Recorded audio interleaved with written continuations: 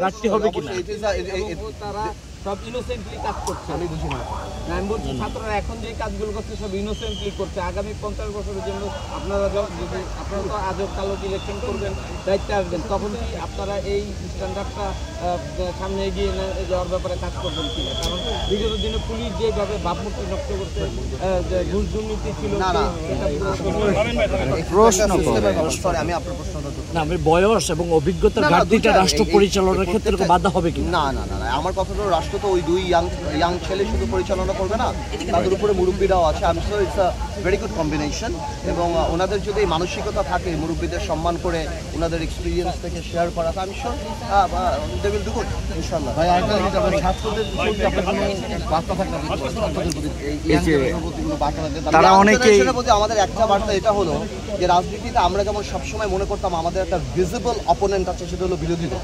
আওয়ামী লীগ যেমন মনে করেছে বিএনপি জামাতকে আমাদেরকে সরিয়ে দিলেই সব শেষ হয়ে যাবে, বাস্তব সেটা না।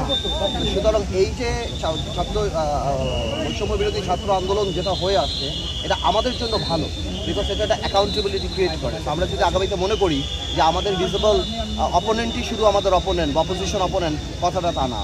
আমি এই ব্যাপারে অত্যন্ত আশাবাদী যে এই যে আন্দোলনটা হয়েছে এটার ব্যাপারে আমি অত্যন্ত আশাবাদী। এটা ভবিষ্যৎ রাজনীতিবিদদের জন্য অনেক চিন্তার ব্যাপার। আচ্ছা, পুলিশ এবং র্যাবের প্রতি এখনো মানুষের একটা ক্ষোভ রয়েছে, তারা সহযোগিতা হচ্ছে না। সময় দিতে হবে, সব পুলিশ খারাপ না। আচ্ছা আচ্ছা, এখন জাতিকে 15 বছরের দলীয়করণ হয়েছে, সব পুলিশ খারাপ না, এটা ইম্পর্টেন্ট। তবে আমি একটা জিনিস মনে করি এখানে যে কোনো ব্যবসায়িক নেতা যদি থাকতো এখানে, যেহেতু ইকোনমির অবস্থা এত এখানে, মানে রাজনৈতিক অবস্থান এত, কারণ এই ইকোনমির অবস্থা এত ভালো হতো, কোনো ব্যবসা এক্সপার্টিস যদি সর্বজন গ্রহণযোগ্য কেউ থাকতো হয়তো ভালো হতো। বাট এগেইন ইউনুস সাহেব ইজ আ বিগ ইকোনমিস্ট।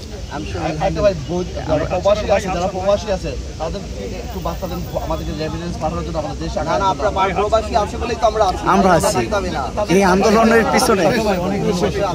আছি আমি। থ্যাংক ইউ ভাই, থ্যাংক ইউ।